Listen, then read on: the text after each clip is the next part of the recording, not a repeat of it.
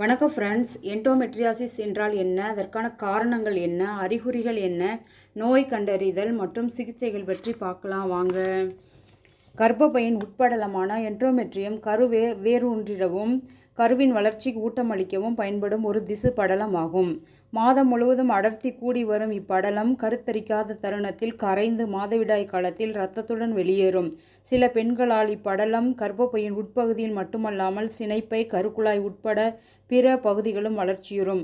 இந்த படலங்கள் கருப்பையில் ஏற்படுவது போலவே மாதம் ஒரு முறை அடர்த்தி பெருகி பிற துகள்களாகும். ஆனால் வெளியேற வழியின்றி அந்தந்த பகுதிகளிலே தங்கி பாதிப்பை ஏற்படுத்தும் நிலை எண்டோமெட்ரியாசிஸ் என்று அழைக்கப்படுகிறது.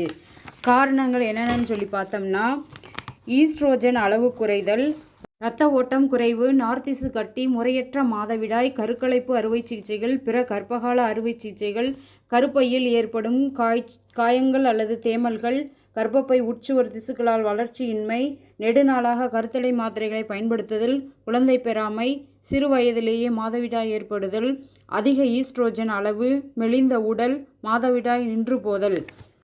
அறிகுறிகள் என்னன்னு பார்த்தோம்னா, கடுமையான வலி, குறிப்பாக மாதவிடாயின் போது ஏற்படும் கடுமையான வலி, குழந்தையின்மை, தாம்பத்திய உறவின் போது ஏற்படும் கடுமையான வலி, சிறுநீர் மற்றும் மலம் கழிக்கும் போது அதிக இரத்தப்போக்கு, மாதவிடாயின் போது அதிக இரத்தப்போக்கு, தலை சுற்றல், பேதி மற்றும் அதிக களைப்பு, கருப்பை வாயில் புற்றுநோய் உருவாகுதல்.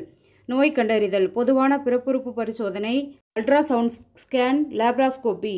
சிகிச்சைகள்: சரியான உணவு மற்றும் உடற்பயிற்சி, மருந்துகள் மூலம், ஹார்மோன் ஊட்டம் மூலம், லேப்ராஸ்கோபி அறுவை சிகிச்சைகள் மூலம். தேங்க்ஸ் ஃபார் வாட்சிங். Please subscribe, like and share, right your comments. முந்தைய வீடியோக்கள் பார்க்கணுன்னா டிஸ்கிரிப்ஷன் லிங்க் கொடுக்குறேன், போய் பார்த்துக்குங்க.